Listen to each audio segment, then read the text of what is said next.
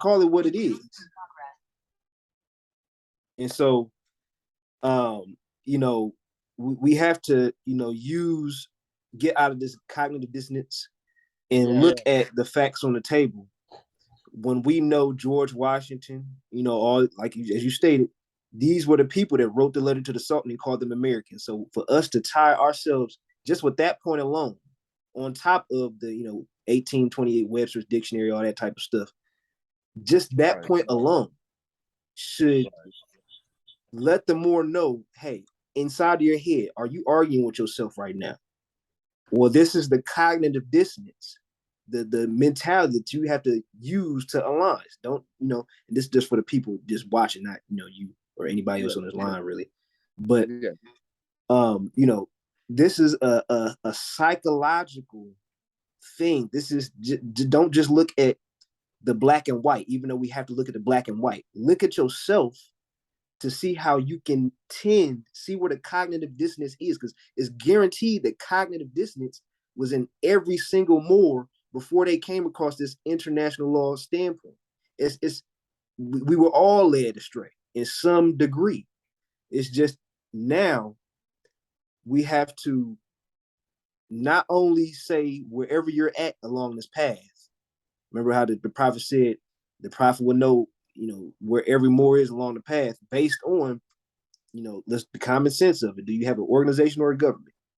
Right. Okay, which one is more enforceful? Right.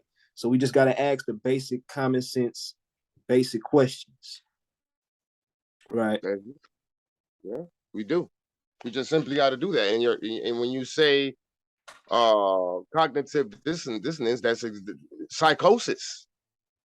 You know, we got to also keep in mind that, you know, we have been under heavy attack. Psychological warfare has been attacked. We've been dealing with psychological warfare.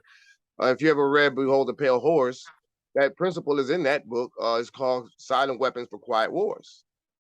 You know, it's always been an attack against the Moors because they knew that we had the authority and the sovereignty over the land and over them. And they don't want to pay taxes. They didn't want to pay taxes to Great Britain. You know what I mean? They breached that contract. So and then they came here, you know, got with the Sultan. We established the Treaty of Peace and Friendship, and you know, a couple of years, not too much longer after that. What the Naturalization Act was in 1790, was it? Yeah, right. Is before even the Second Treaty of Peace and Friendship of 1836. So, but let's also keep in mind too, though, it didn't happen without the help of our own. You know, our own people assisted the colonizers in subjugating us. There's a famous song, "Say It Loud, I'm Black and I'm Proud." You know, put us in the mind state of Negrodom, right?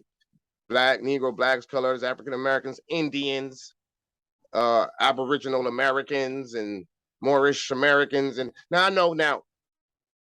okay, now that I mentioned that, I know what the 101 said. Why are you Moorish Americans? Because we're descendants of Moroccans born in America. Now, what that sound like? Does that sound like something the prophet wrote? If I'm a descendant of the Moroccans, then I'm a Moroccan. And it doesn't matter where I'm born. To that, the prophet said that this is Northwest Mexico. He never said that this was America. So why are you saying it then? So we're not Moorish Americans. I don't care what the 101 says. It's a trick bag if you were to ask me. I think that FBI might have rewrote that. Definitely.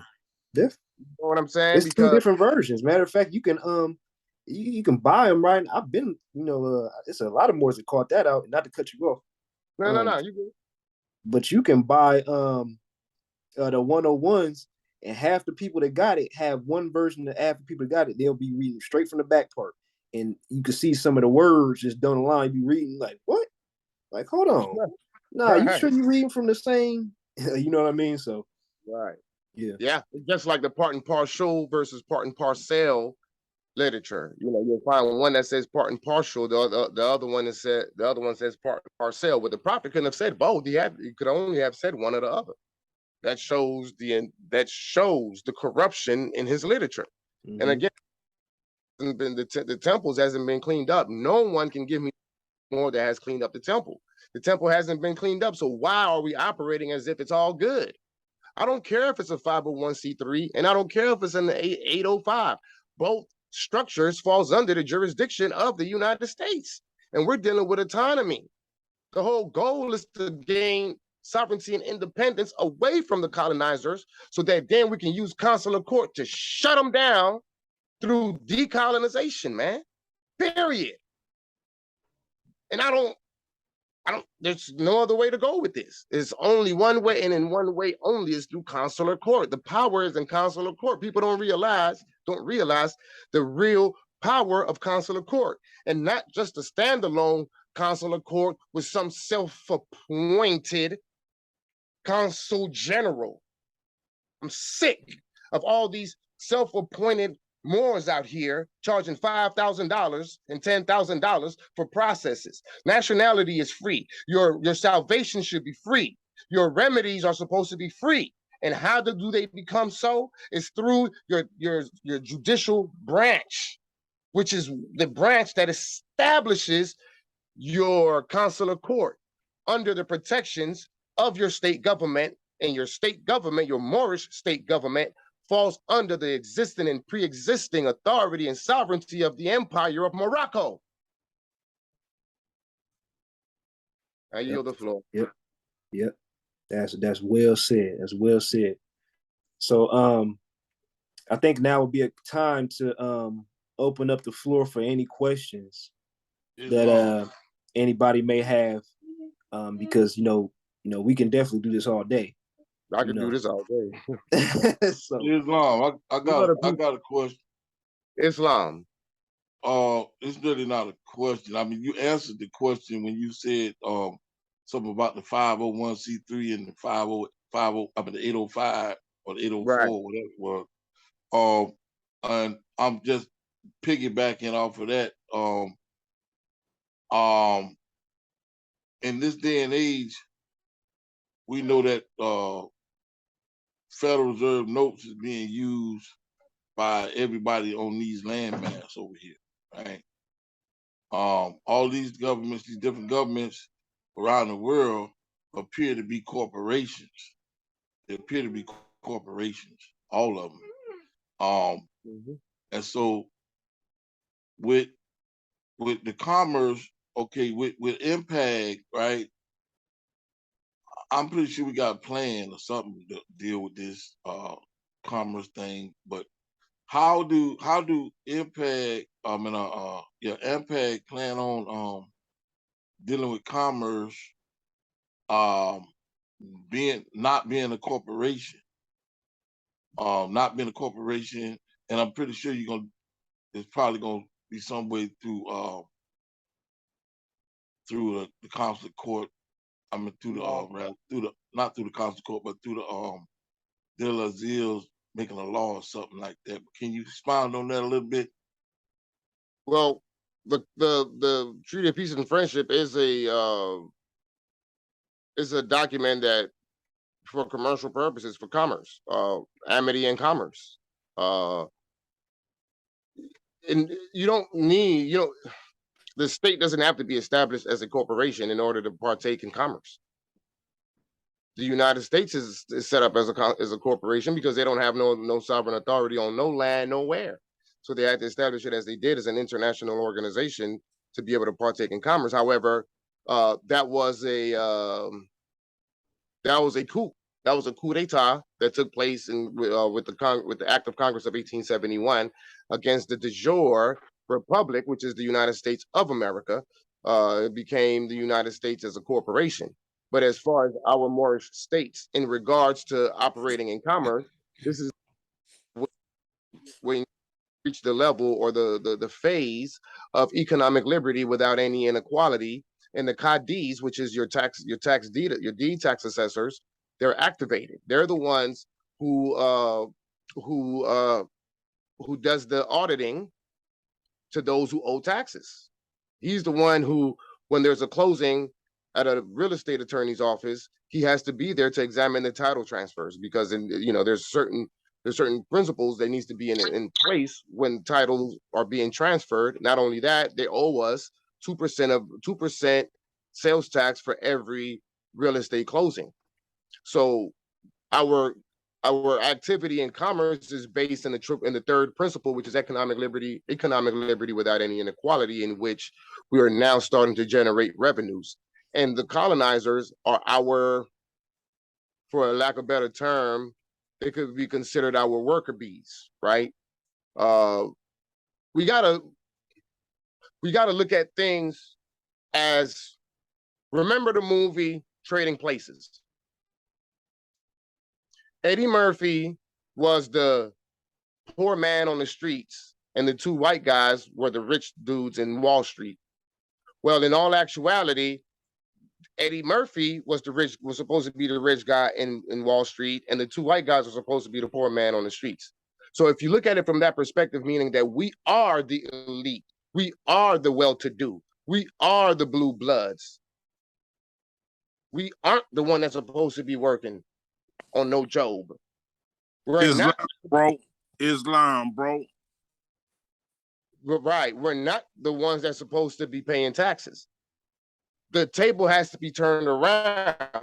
That's the real aspect, or the real perspective of our commerce. Whereas they are the ones doing all the partaking in all the commercial work and paying their taxes, while we fall back and collect those taxes, while at the same time managing and controlling the corporation. What corporation? The United States. That corporation belongs to Moroccans because they're on our land. So they're supposed to be operating on our behalf. They already have the system in place to write the quarterly or annual checks based on the taxes that are coming in from the people that they're charging, which is their citizens and their subjects. So when you become a national, you're no longer their subject. So therefore, you no longer fall under the taxation jurisdiction. They're the ones that's under the taxation jurisdiction. We have to set it up so that they can pay us the taxes, and we manage the process. Does that answer your question, good brother? And you telling straight facts. This coming from Amir L. Amir, Islam Sharif. Islam. And just to expound on what you stated, which is all exact and correct. Oh, I'm sorry. I'm sorry, brother. I was trying to ask for clarity on one little point. I apologize. My mic was off. I was talking. Nobody could hear me. I apologize. This still Brother Shinbei. That's good, because you're saying basically that the United States is kind of like the straw for AMPAG, so to speak, and AMPAG and the other one, and anyone in any other state more that come in. Yeah. But, so now what I'm saying is there got to be a contract somewhere between AMPAG and the United States in order to receive, I guess, the funding or whatever. I guess that'll come through consular court or something like that. But that's good though. We ain't supposed to pay them people. They supposed to be paying us. They own the land. Yes, it does come through consular court, through legislation. We have to write legislation. We have to enact laws. Legislations are the orders that are being given to the colonizers, and not all of them are like that, because there's different forms of legislation, right? You can have internal legislations to govern your own Moors, your own people, your own nationals. You also have external legislation to deal with foreign entities, whether it be the United States, China, whoever. And it comes from the Dalil Aziz, which is the matriarchal council, the legislators, the executive branch, the Wazir al-Rays, or the prime minister, signs it into law, and then the judicial branch, the Qazi, in this case Isaac Bey, he would write consular court judicial orders in harmony with said legislation and handed over or presented to the colonizers for them to abide by. And then you got to give them the orders. You got to tell them about when to do it, how to do it, right?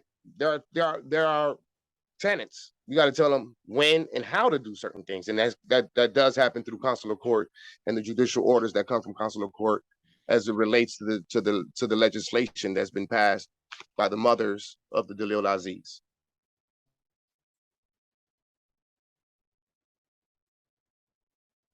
If you're saying anything, Brother Shin, you're on mute. Thank you, Wazir. I appreciate that. That's beautiful. That's beautiful stuff. Islam, thank you so much. Thank you so much. Yes, sir. No problem. Go ahead, Brother Akil. What were you saying? Yeah, you basically said everything that that I was gonna touch base. In the Montevideo Convention Rights and Duties of the State, in that document, that international law document, Article 1, it says the state is a person, and we know that a person is a corporation. And so, being that we will be part and parcel of our own Moroccan state governments, when it comes to business in our everyday affairs, we come as we are, and there's no veil to how we're operating or doing business. There's no I got to make a corporation to operate and et cetera, et cetera. When like Abdul said, that was all a part of their trick bag to keep them above float, and then intermingle us as the so-called Americans and do the same thing, Right. So that's and which is pretty much the way that Noble Drew Ali brought, and they stole from him, until international law was, it was time for us to move on that standpoint, as a state government, etc. Right. So that's just that on the commerce part that we come as we are, Right. Islam. So Islam, can you explain? Can you give a little bit more depth on that statement? Coming as you are, because as I am, I'm a flesh and blood Moroccan man. right. And when you say come as we are, what does that mean? Because in other words, let me give you some scope on what I'm looking for. I've been taught that like you said earlier, you gotta have some kind of straw to deal with commercial. In other words, put it this way, fictitious deal with fictitious and real deal with real, so to speak. Flesh and blood deal flesh and blood. In other words, you can't go into the cartoon world. A flesh and blood can't go into the world of cartoons. Mm-hmm. Are we okay? So we know that the United States is a cartoon, so to speak, fictitious, paperwork, etc. Only exists on paperwork. We the de jure government. When you say "come as you are we saying that we as flesh and blood people are to come to the fictitious United States of America, and they are to recognize us as who we are and do as we say, type thing? Correct. According to the Moroccan laws, they're to do according to what's in the Moroccan laws, what's already been established before the United States corporation even became a corporation. So us going as, like you said, living flesh and blood people, dealing with any type of affair in or with the United States, whether it be you getting pulled over, you going to work, or any type of affair, they have to base whatever avenue they're talking about and narrow it down to a Moroccan treaty, because that's how you're presenting yourself. That's the basis of your relationship with them. So we got to start at the 0 point, the how we even got here, right? So I like that. to get the right relationship or right setup with the United States, you coming as you are, is doing what everybody else did, sticking with the God's covenant, if you will, aka the Constitution that constitutes the treaty, or they can enforce whatever treaty they're a part of. And all this is and this goes into what I kind of want to get into, the metaphysics of law, but I'm not going to really get into that now. But just to the basics, as far as your perception, your comment that you just put in, it's us coming as we are based on our Moroccan treaties, or one treaty such as the Treaty of Peace and Friendship that created the relationship with us in the United States of America. Everything that's in that treaty is us coming as we are. We're saying this is how we came, this is how we gonna stay, and this is what it is. And when we doing business, so anything outside of these 25 articles is not it. That's not us coming how that we didn't come that way. You know what I mean?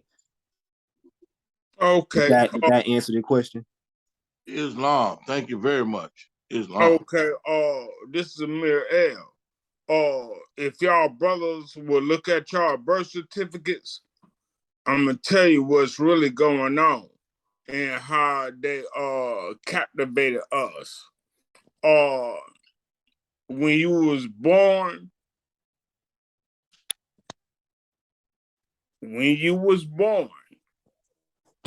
that registrar was supposed to be there to record it. Look at your birth certificate and it's gonna be another date on there. That's when the registrar recorded that date of birth. That's when they created the legal entity, which is a corporation. So basically, what you've been doing is you've been intertwined with that business in your name, sounds like you, look like you, and everything else about you. You are the private man or private woman or a living soul. This what they've been doing. All them brothers that's been up in jail right now, this is what they've been convicting them of them. They've been convicting the legal entity. Let me clarify that. You're absolutely. Go ahead. This what they've been doing. They've been convicting the legal entity, but we need a warm body. And as a living man or a living woman, you going in there. You going in to their hot box, which is the actual prison system. Think about it. Think about it. It's an assumed name, and you got to do it. But with AMPAG, you ain't got to do it. But you can do it anyway, just as an actual safeguard. These Europeans or white folks, whatever you want to call them, they dirty. They didn't tell you this. You ain't gonna learn this in school. You're not gonna learn it in school. 20, 30 years later, now we finding out about what they've been doing. Well, that's where the National Trust for AMPAG, New Mecca and AMPAG, or any other state government that comes online, they have to establish a national trust, because the national trust, through the national trust, you bring all your property into that protection. That includes the straw man. That's a misnomer. The correct term for that Is legal entity. No, the correct term for that, all caps, is the Moorish or the Moroccan subject or protege. That's really what it is. Okay. Yeah, that's the Moroccan subject, and that's what they adjudicate on you. It's that corporation. But by the way, the Naturalization Act was of 1870. That was the date. And it was done through the Naturalization Act of 1870. And then later on, you had the 14th Amendment that came into the picture, making us dead corpse, right? The all caps name. So that is called a transmitting utility. So all the benefits of your empire or your estate gets transferred over to them. That benefit gets transferred over to them through escheat and hypothecation. And so that's why the purpose is to take that entity and bring it. Currently, your straw man is dead at sea, floating around in the United States. So the human side of you. So okay, let's say Amir, let's say Tyrone Smith became Amir Ale. Okay. Well, Amir Ale is the living, breathing entity, and Tyrone Smith is the dead corpse. So when you choose between the submission of the laws of the empire and you consent to a Moroccan state government, you did that for your living being. Well, that's half the battle. Wazir, just what I was just want to point out is that there's another date on that birth certificate. The date doesn't matter. Let me finish my point. Yeah. Wazir, it does matter because you gotta let me finish the point, though. You gotta let me finish the point. What I'm trying to say is that you gotta bring whatever date says it's on there. It could be 2,000 years ago, 2,000 years later. It doesn't matter. The point is that you have to transfer it over. You, as the natural being, have been redeemed into a Moroccan government. But if you don't do the same for your Moroccan subject, then the Moroccan subject will continue to be harassed by the United States, regardless on whatever date. So what you have to do is take your Moroccan subject name and bring it into the national trust so that it's now under the protection of the Moroccan Empire through AMPAG or New Mecca or AMPAG. So I know what you're saying about the date, but go ahead, brother. No, I was saying that, I overstand that. But what I was just trying to point out to everybody that's on the line is that date that was recorded by the registrar, that's when they created the legal entity. This all I was trying to point out. Yeah, and then now you've replaced that date with the date in which you took that legal entity and brought it into the protection of your. Right. So it doesn't give them any extra power. It's just, No. But what I was trying to say is that this is where they was getting the people at, our people at, because that was the date that they created the legal entity. It was like, for example, if you go to a car dealership, you thinking that you buying a vehicle for yourself. No, you buying it for the legal entity. Mm-hmm. This all I'm trying to say. No, I know what you're trying to say. You're speaking on the problem. I'm trying to speak on the solution. Oh, yeah. Well, bro, I already know you got the solution, but this is what I'm trying to present to the people. Yes, Islam, good brother. All right.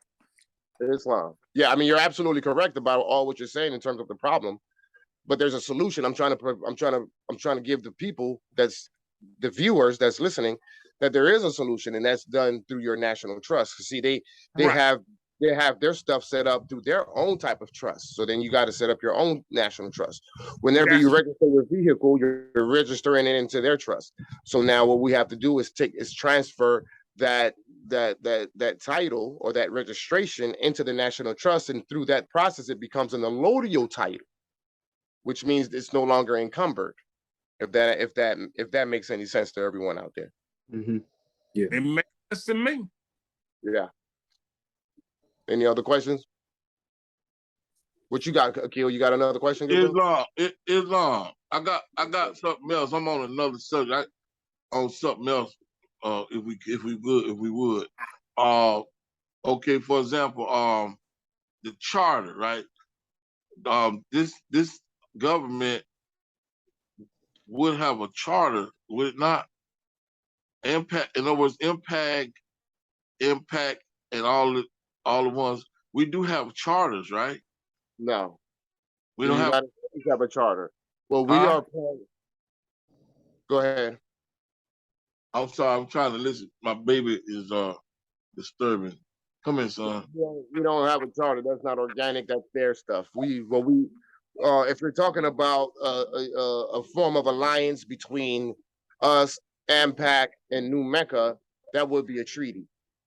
Okay. What? Okay. I'm sorry. What I'm really getting at is, okay. Let's say impact, right? The name impact have to be I would say owned.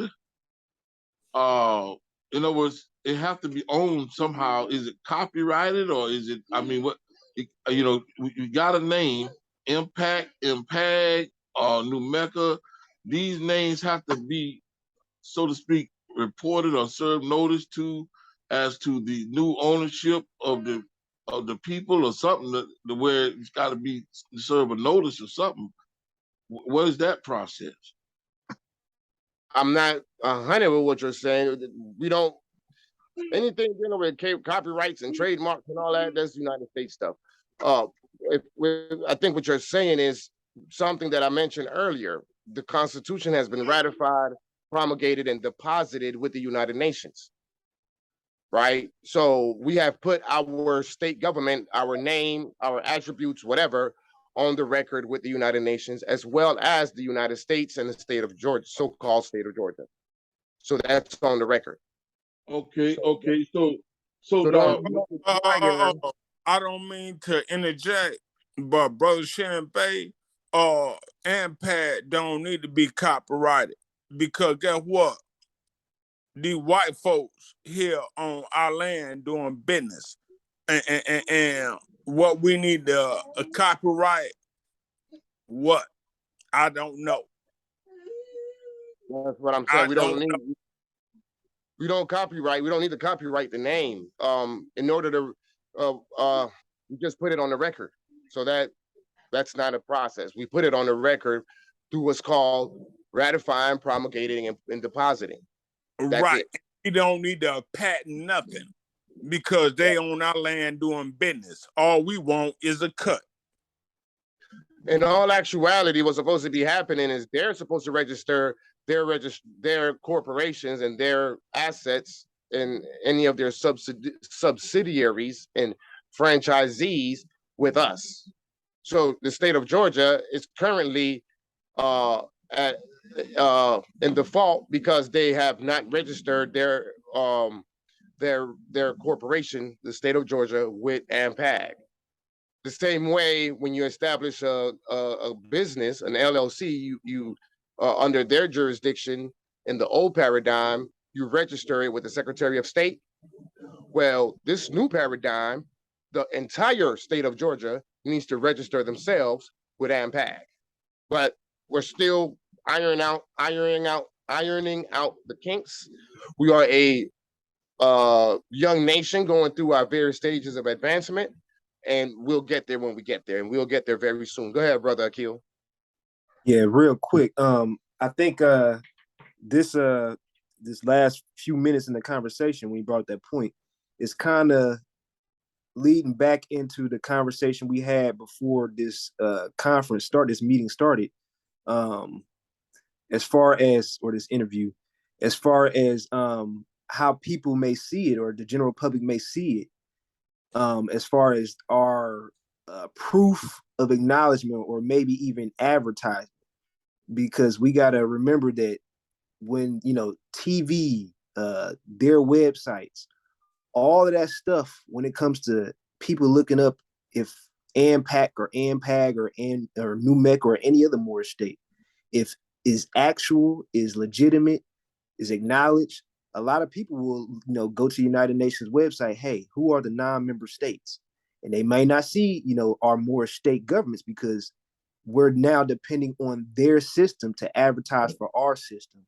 When in actuality, the process for them getting back to Europe or walking back to Europe will be a silent and slow, not a slow, just a silent process. As simple as this: a government is predominantly raised or bases its growth off of taxes a lot. That's pretty much the main way for a government to come up. So if they are not able to pay taxes, just it'll be the same problems they faced right when they started their own governments, because now they can't no longer upkeep their government, the buildings they're in. And so now we don't have we don't have AMPAC or AMPAG or any other more state government being advertised, because people won't know that way. It won't be through the help of the United States or the assistance of any type of way. If anything, it'll be a fight back. But the lawful way and the reality of it is that once the state government, the more state government, start enforcing one or two or even a few laws, the United States will not be able to upkeep, simply because taxes alone, they're already in debt, with a lot of state governments outside of more state governments. So when we're talking about people being on notice, it's going to be more so a abrupt notice and not a formal type of notice, as it was formal on our behalf. But as far as everybody else, is going to be a rude awakening more so, when you're going into work and you got to figure out, you got to answer to some other government, all of a sudden, to where it's not, you didn't get any paperwork in this before, nothing in the mail, you didn't see nothing on TV, nothing like that, unless it's, the more state government doing that.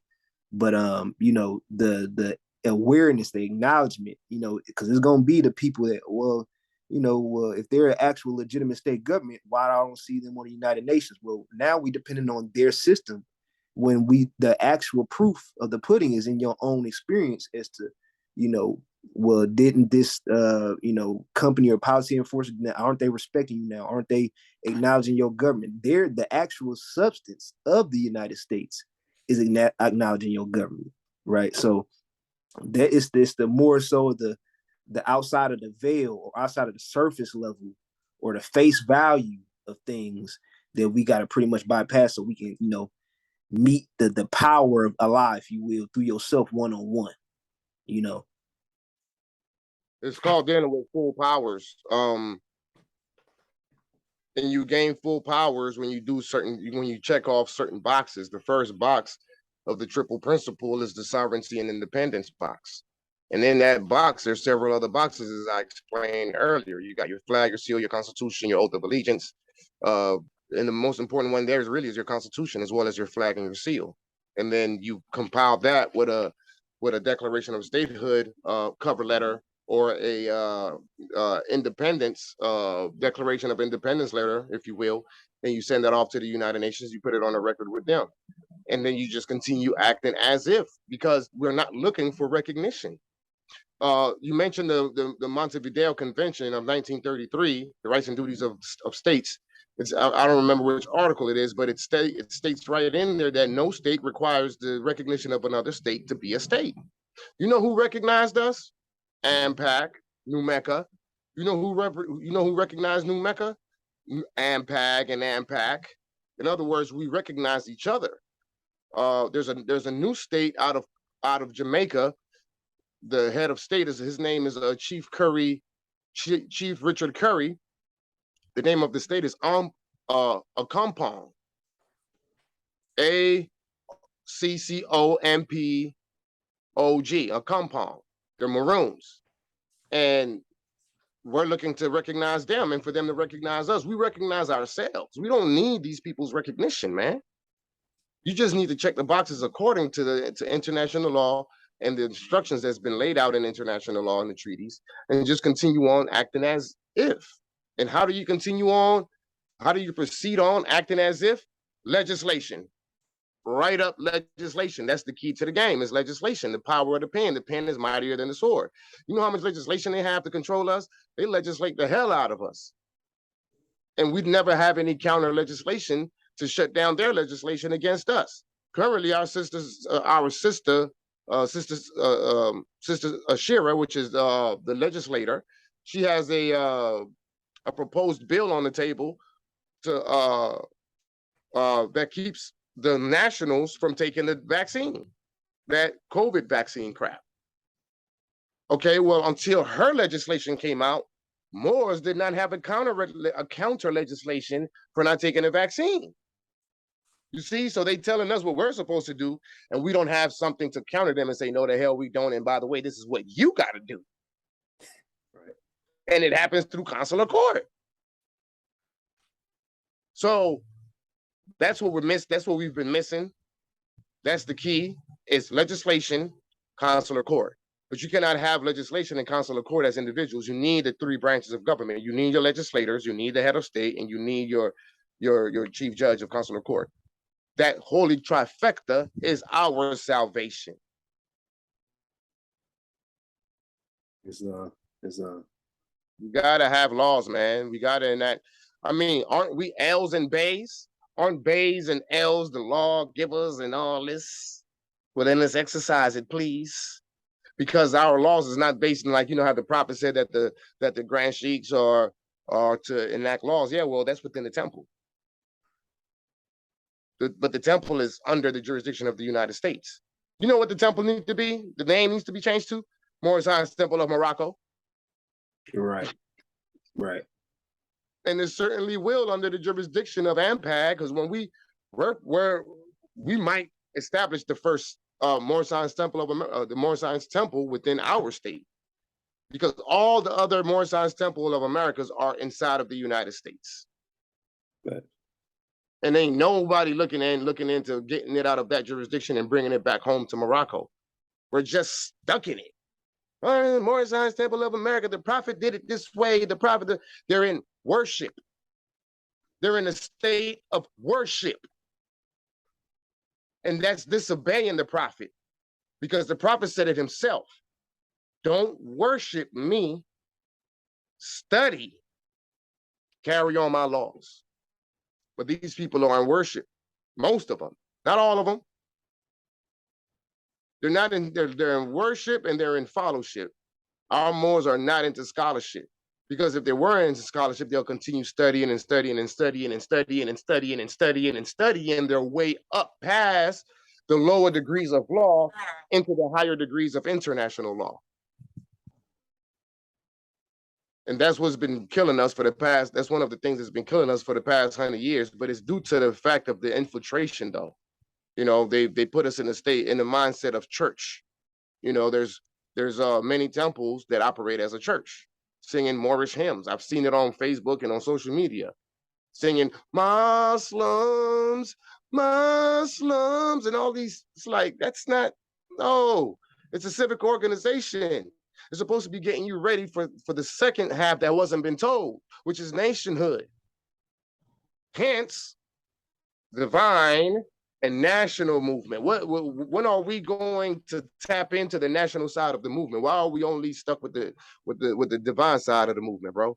When we going to tap into the national side and start establishing state governments that are autonomous, sovereign, and independent away from the United States, utilizing the treaties that was written by our ancestors for our salvation? I'm going to read Article 15 of the Treaty of Madrid. If it comes up, come up. I don't know what's up with this one. I don't know what's been going on with my computer. It doesn't usually act like this. Okay, there it is. Let me read Article 15, paragraph 1 for you all real quick. Come on. Okay. Let me make it bigger. Okay. Article 15. any subject of Morocco who has been naturalized in a foreign country. What's the foreign country? United States.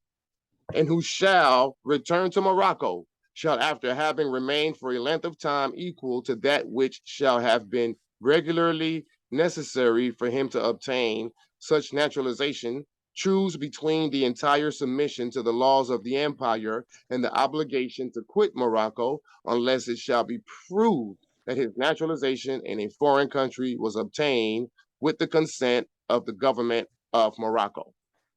So we're supposed to choose between the submission of the laws of the empire. And if you don't do that, this is what Article 2 says. Paragraph 2. It says, foreign naturalization heretofore acquired by subjects of Morocco, according to the rules established by the laws of each country, what are each countries? That could be the United States, that could be Portugal, that could be Spain, shall be continued to them as regards all its effects without any restrictions, meaning that these countries, in our case is the United States, they can do whatever they want with you without any restrictions, as long as you remain in the jurisdiction of the United States. Now, do they not do whatever they want with us without any restrictions? Do they not? Of course they do, because we hadn't chosen submission between the laws of the empire. We haven't came back home to Morocco, and since we acquiesce from that regard, they're doing what they want with us. They're simply enforcing the treaties on us that we're not enforcing upon them as we're supposed to do. Go ahead, good brother. Islam, Wazir. So that, with that being said, when you say naturalization, is there any literature pertaining to naturalization of that shows that a person can be naturalized other than the act of naturalization spoken of by the process?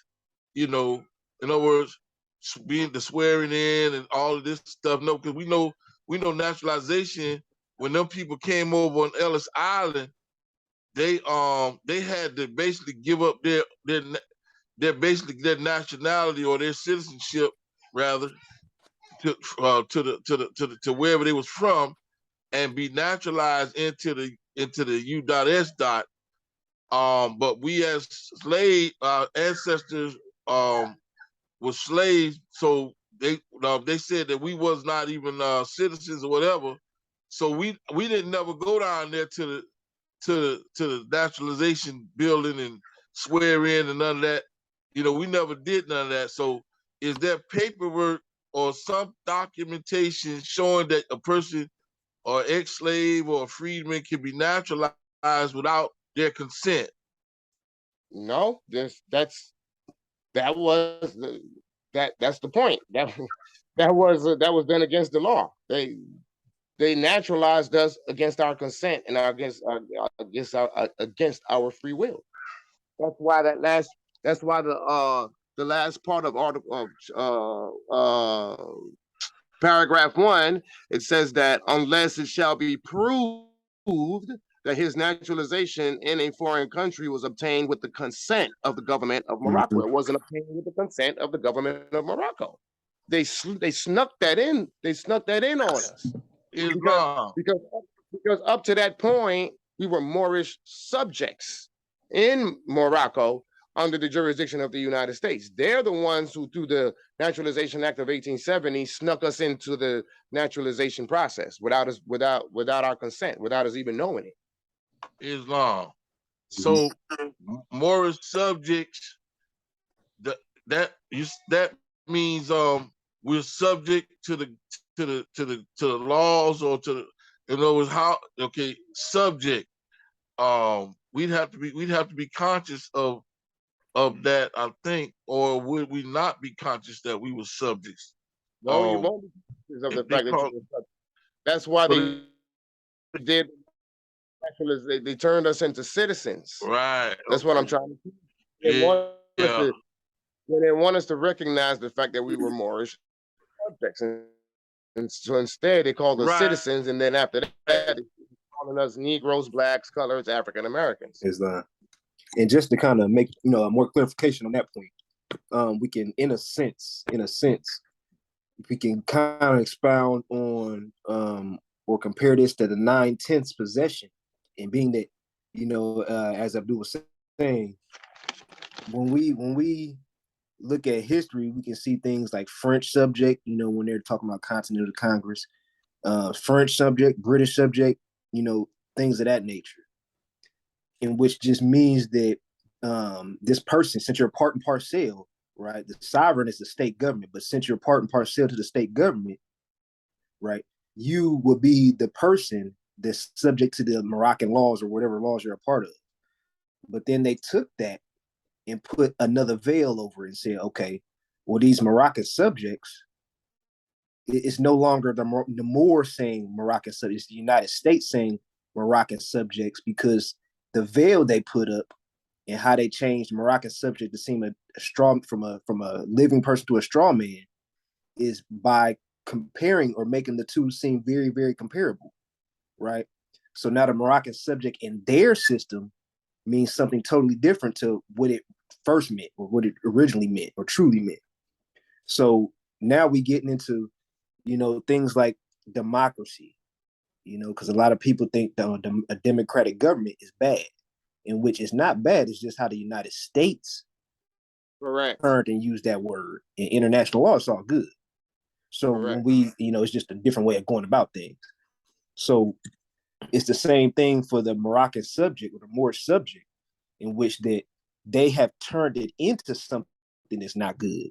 So we were subject to our own laws. We were subject to, this kind of getting into the Muslim thing. You subject to Allah or all that type of stuff, to where you're the subject and the creator. And to say you create the government, you're a part of the government enforces the will of Allah, and you're subject to your own self. So when we're talking about higher self, lower self is one. So the 9/10 possession thing is kind of, in a sense, what we're talking about as far as the Moroccans or the Moorish subject, because depending on what's perspective or what angle or timeline of history you're talking about, you can see that you're not the Moroccan subject or the Moorish subject, and you are the Moorish subject, depending on what angle you're coming from.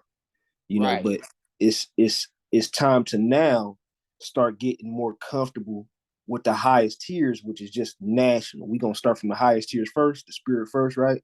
Coming down into the understanding as far as we need our government first, then we can get these organizations going, not the other way around. As far as we can do these organizations, then we can all come together as organization.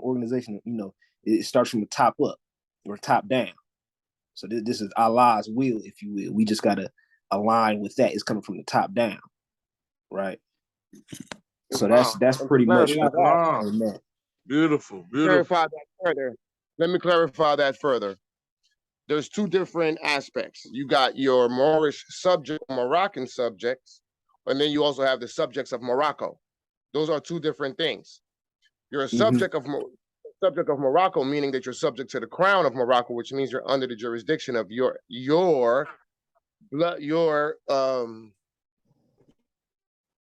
people, your government, your monarchy, because at the time it was a monarchy. Moorish subject means that you've been subjugated and you're under the jurisdiction of another nation.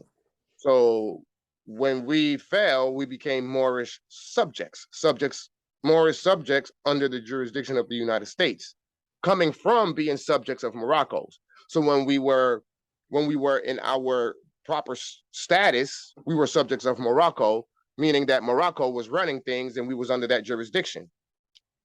When we fell, we became Moorish subjects, which means that we've been subjugated and under the jurisdiction of the United States. Let me give you something else further. I'm sharing the screen. I hope you can see this.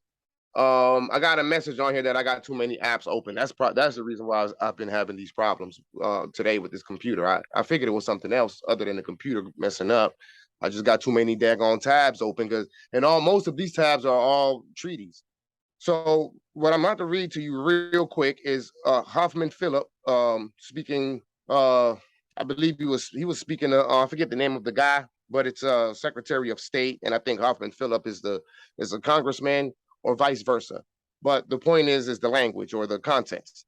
And he said, "Sir, there are strictly speaking, now listen to this, there are strictly speaking no Moroccan laws relating to citizenship of Moorish subjects in Morocco. Off top. We don't deal with citizenship, so we've never been citizens. There are, strictly speaking, no Moroccan laws relating to citizenship of Moorish subjects in Morocco. The fundamental laws of, and when he says Moorish subjects in Morocco, that means that we are the subjects that's been naturalized, basically. You know, we're under the jurisdiction of the United States in Morocco. The fundamental laws of this non-Christian country are based entirely upon the Islamic code, no part of which treats of the subject of citizenship. That only comes from the United States. We only are subjects, or no, either you're a subject or you're not. There are, however, numerous treaties and conventions between the various Christian countries and the Moorish Empire, by means of which citizenship in this country is defined. But as I understand from the above acknowledged instructions, that it is not the desire of the department to call for a report upon such lines, I will therefore confine these remarks to general conditions existing, which may possibly be of some use in connection with the information desired. 1.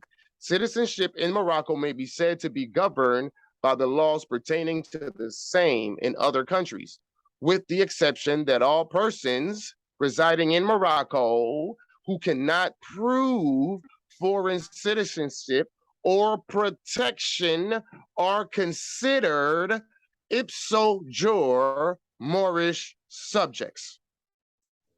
This is what they said. 2 and 3, Moorish subjects lost their nationality only by becoming naturalized in or protected by another country having treaty relations with the Moorish Empire. It just told you how we lost our nationality, by becoming naturalized and protected by the United States. Teach Wazir.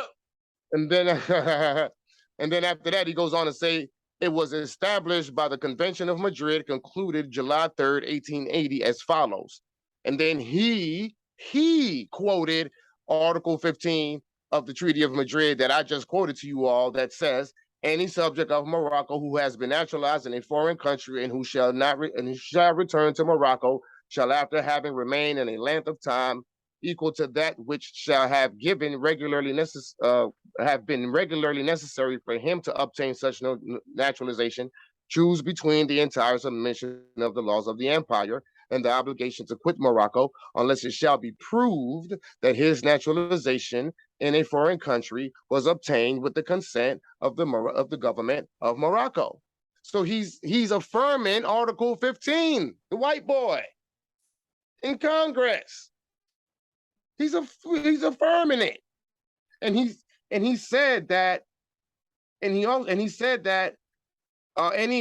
persons residing in Morocco who cannot prove foreign citizenship or protection are considered ipso jure Moorish subjects.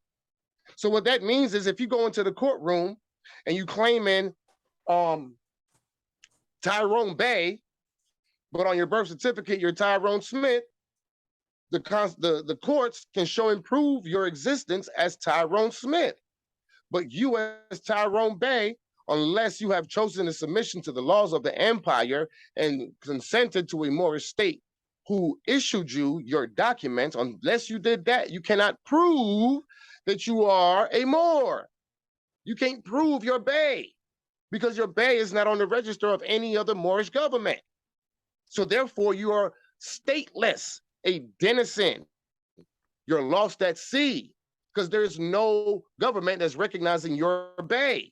This is what happened to the brother Burton Bay in the case United States versus Rodney Burton. He was trying to stand his square as Burton Bay, and he lost the case because he wasn't able to prove his allegiance to a foreign state.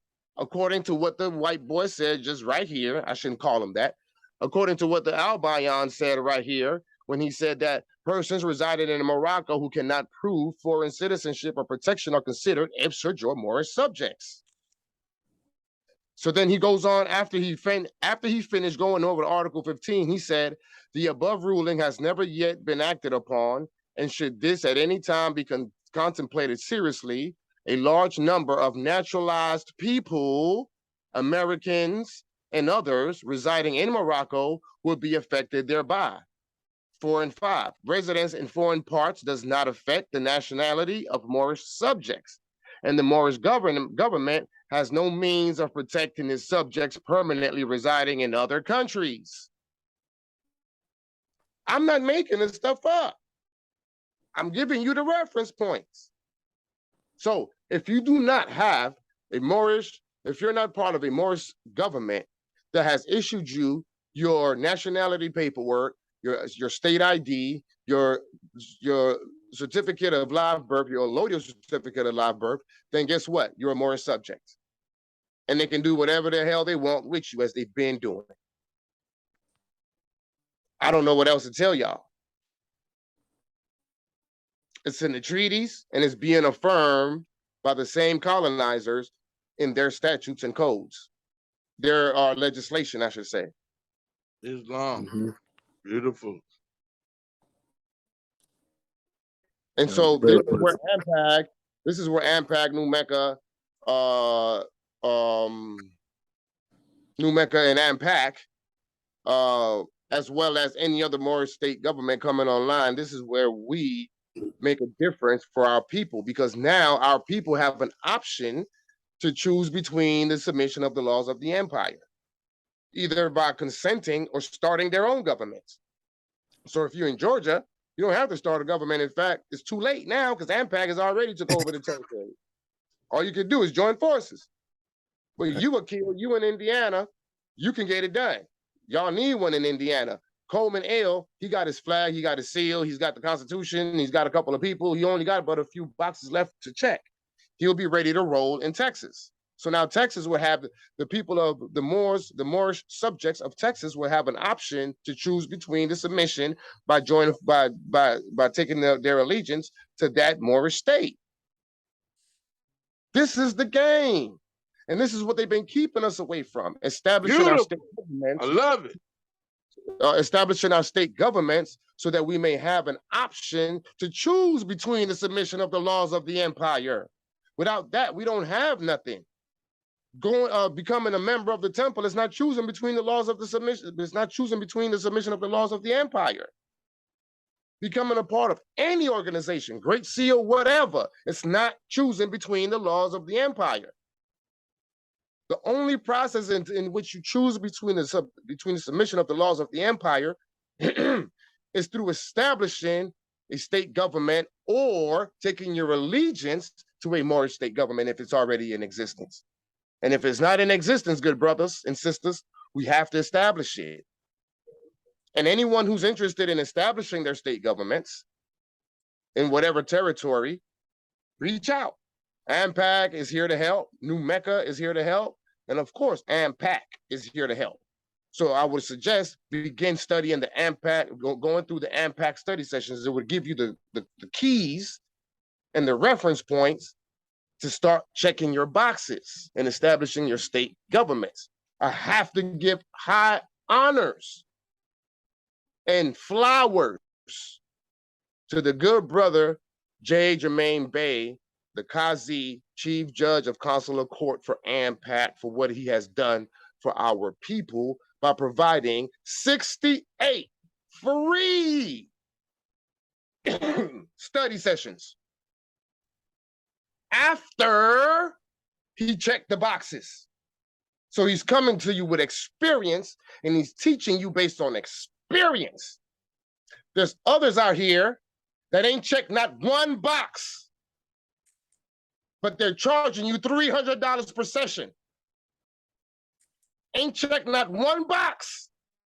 I'm not gonna say any names, but he know who he is, and y'all know who it is.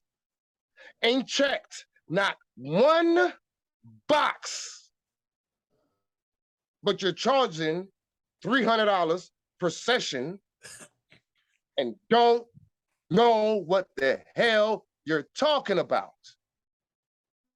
He know who he is, Islam. And you know who he is too, Akil. Yeah, definitely. I don't know who he is, but I'll find out later. You'll find out later.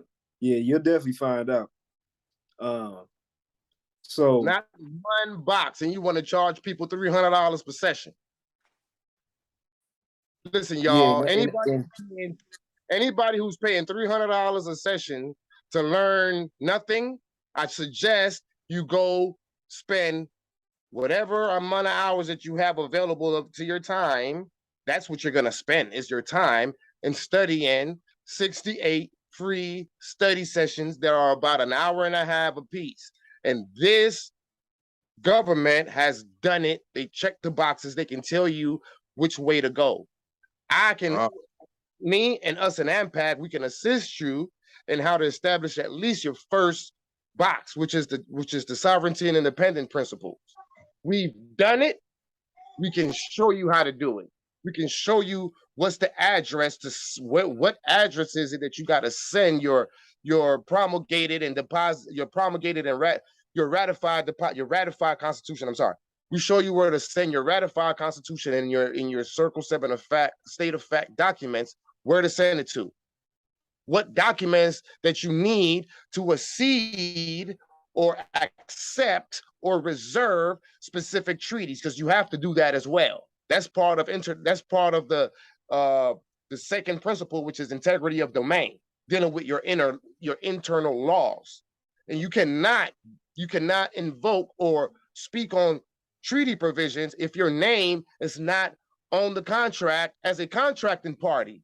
And the way to do that is by what's called acceding to the treaties, signing on to the treaties. You want to play basketball? You got to sign on to the team. You want to be in the chess club? You got to sign on to the team. You want to have full powers to deal with the colonizers? You got to sign on to the treaties. Go ahead, good brother. Islam. And we gonna, this is gonna be, a lot of this information is definitely gonna be repetitive. I can tell you, at least on my end, when I, go make different videos, on different topics on international law. So, this letter rogatory, or whatever, the exact steps of creating a state, this is gonna be, a lot of this is gonna be repetitive. So y'all will know who is who at the end of the day. But yeah, this is a definitely it's been a good build. You know what I mean? And again, I just want to put it out there.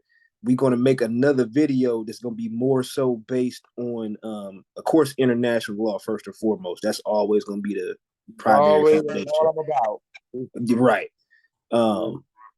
But the next, sometime soon, we'll be, like I said, be delving into political science, the metaphysics of law, so we can be a little bit more fluid from some misconceptions that we are comfortable with, and ease into the higher tiers of understanding outside of the international law documents itself, that kind of give us one or two sentences on something, and then we can kind of use some metaphysical books or political science books to help us exercise our water, if you will, be more fluid in our understanding, adjust our energy and our psychological processes, right? So we're not stuck behind certain mental walls.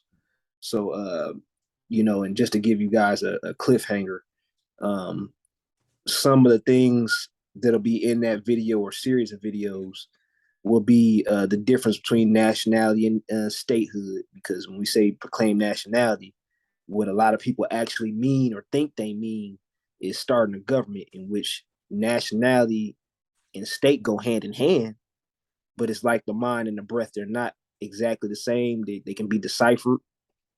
And the weight in the political arena, the international arena, can be seen and differentiated. So we're gonna make some videos into us adjusting our mentalities. Even myself, we all in this to basically, is it proclaim nationality, is it proclaim statehood? Which is, it's important to do both, right? Because nationality deals with customs and language and stuff like that. Your state will come before your nationality, because if you right, if you don't have a state, then you don't have a nationality. Exactly. So we definitely gonna be tackling into that, just so you guys can look forward to that. Islam, I'm sure everyone does. And you know, the spiritual, well, it is a divine and national movement. When you look at the compass and square from the Masonic compass and square, that's what you're looking at. The circle, which is the compass, represents the divine side, and the square represents the manifestation of the laws that come from the divine side. You understand? And they go hand in hand. That's why the G can stand for geometry, but it also can stand for government. You see what I'm saying? The ultimate, these are the teachings. It's through Masonry that we taught these people how to be civilized and operate governments. But we aren't Freemasons. We are Masons. My sons, the sons of the mothers, right? And we're born on a square, standing upright with our 33 vertebrae upright. Whereas there was a point where they were crawling, so we had to raise them up. We had to raise them up to the 33rd degree, which is the 33rd vertebrae. That's why they only have 33 degrees. Whereas Masons, the Moors, we operate on 720 degrees. You look at my fast, 360 degrees above, 360 degrees below, 720. 720 degrees, 720 Moors, baby. And it's always been that way. We just lost our way. And it's time to get it back. And we get it back through international law and statehood. We have to establish our Moorish state governments in each of these territories that they call state of whatever, state of Georgia, state of Maryland, state of New York, state of California. We are supposed to take over these territories under uti possidetis juris international law principles.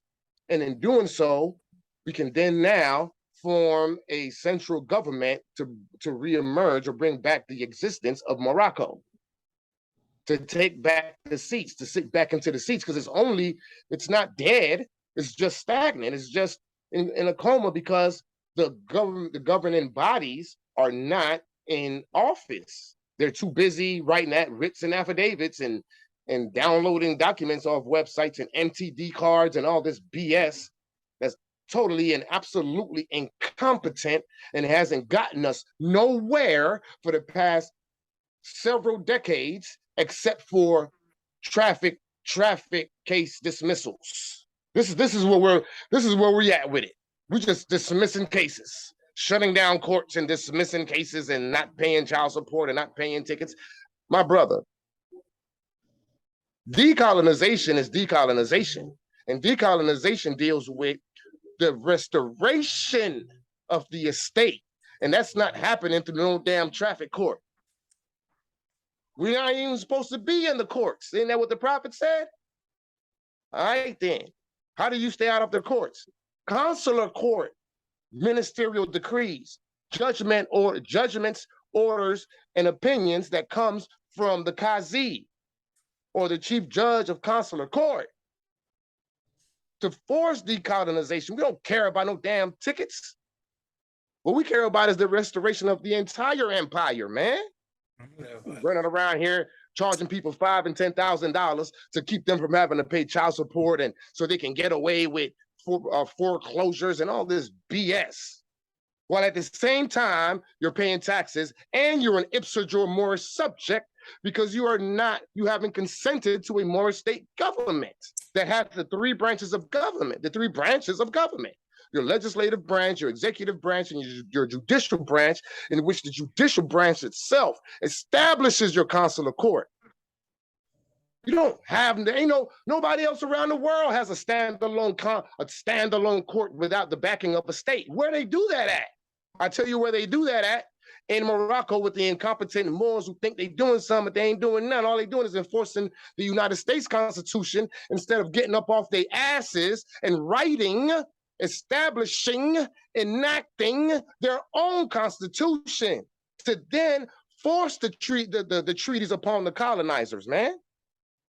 Don't get me started. This stuff right here is very, I get real passionate with this because I done got jammed up dealing with this nonsense. And what was I called? Oh, you're incompetent. You're incompetent. You don't know how to stand your square. Nah, the whole process is incompetent. Facts. It's the process that's incompetent. I done got sucked into RV Bay Publications down. Now, don't get me wrong. RV Bay Publications has its place. It's an awesome online resource for erudition and information. But in no way, shape, form, or fashion is it a place for you to reclaim your nationality. Your nationality comes through the state, not a website, not a temple, not a church, not an organization. A state government, just like all the other nationals on planet Earth. What makes us any different? Mm-hmm. It's not. Yeah, that was well said, Mo. It's I, self, law, am master. We're supposed to be about laws. So why are we dealing with just simply United States laws? That's their laws. Establish your own laws through your treaties that your ancestors wrote on your behalf to give you the authority. So Act of Algeciras is the main one. That's the most powerful one. And it supersedes any and all other treaties in which there may be a dispute or some sort of contradiction in the articles. Automatically, the Treaty of Madrid, the Act of Algeciras, takes the dominant position in whatever dispute. That's why in the ICJ, they only quoted 2 or 3 articles from the Treaty of Peace and Friendship. That was Articles 20, 21, and 22. The Treaty of Madrid, they only quoted like Article 7, Article 8, and Article 15. The Act of Algeciras, oh man, it was like 20 articles that they quoted. That's the main one they used to adjudicate the case. So anybody out there, any competent more out there who's interested in establishing your own state governments within your territory, with your people, give us a call. I will put my email address in the chat. You can also contact AMPAG, but they're probably gonna, they have the mechanisms to deal with it. But the brother who assisted us in establishing our government, he has retired, so he's no longer in that post as the Minister of Foreign Affairs. So I'm not sure. They have an acting Minister of Foreign Affairs, and it's a female. I believe her name is Nova Ale. I'm not sure her level of erudition. I've never really spoken with her. But you have her assistance, but then you can also contact us. You can also contact New Mecca. We're all in this together, man. And I don't want anyone to feel as though I'm going off on the Moors. I love the Moors. I love my people. And what I'm talking is just strictly tough love. Because where there is incompetency and things aren't doing the right way, I will have something to say about it, whether you like it or not. Here's what I would say to that person. Go back and look at the reference points and prove me wrong. Because nothing that I'm saying, nothing that J. Jermaine Bey is saying is coming from our own ideologies or some teaching that we created that we just put together in some basement. It comes from the treaties. It comes from international law. So found out what international law or treaty, whatever reference points you can find to combat what it is that we're saying, and then we can have a discussion. Until then, just study. Just follow the points, the reference points, and study those reference points. Don't argue, because your argument will be futile. Your argument will be capricious and frivolous, because you don't have an argument. There's nothing for you to stand on unless it's international law and treaties. If you got that you can show and prove something different, then by all means, I'm all ears.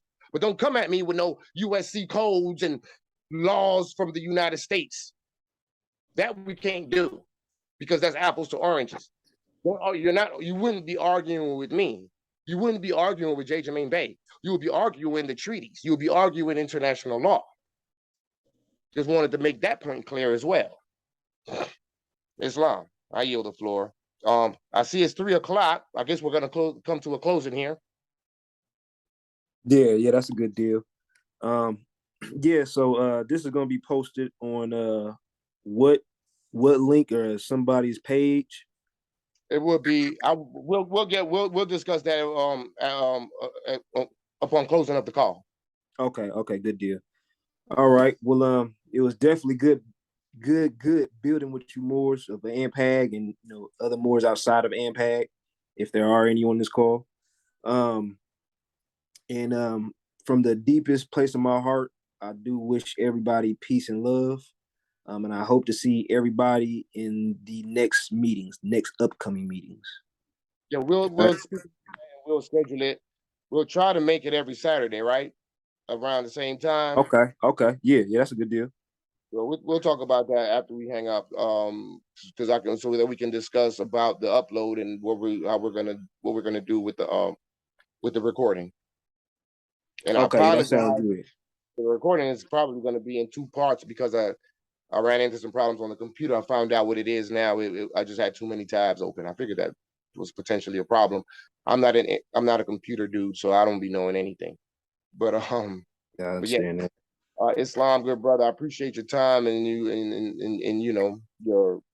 interview. You interviewing us, I think is right on time, and I feel that we should do this on a consistent basis to help get out the word of international law, help J Bay. That's who we roll with.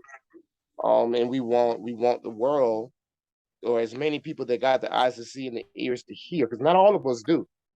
A lot of Moors are gonna reject this information specifically because we're utilizing reference points to show and prove that we're not Moorish Americans, and Moors just want to be Americans so bad. They want to be Aboriginal Indigenous Americans. So those who want to be Aboriginal Indigenous Americans, you can remain in that jurisdiction. Those who want to choose between the submission of the laws of the empire and reclaim their Moroccan nationality, this is where you want to be. And we're more than willing and happy to assist in that regard. So I want to give you thanks for bringing me on your platform, good brother. And and I want to thank everyone that showed up, and I also want to thank the viewers. And anyone who might be in their feelings based on some of the things that I said. The truth hurts. At least there's an option, and there's a solution to the problem. And I've already highlighted the solution to the problem. So let's focus on the solution and get out of your feelings. Just like Tashariq Bey would say, get over it and start establishing your state governments. I yield the floor. Islam. All right, I'll see you guys soon. Peace to you. Peace and love, you guys. We'll talk soon. Peace and love, Islam. Islam.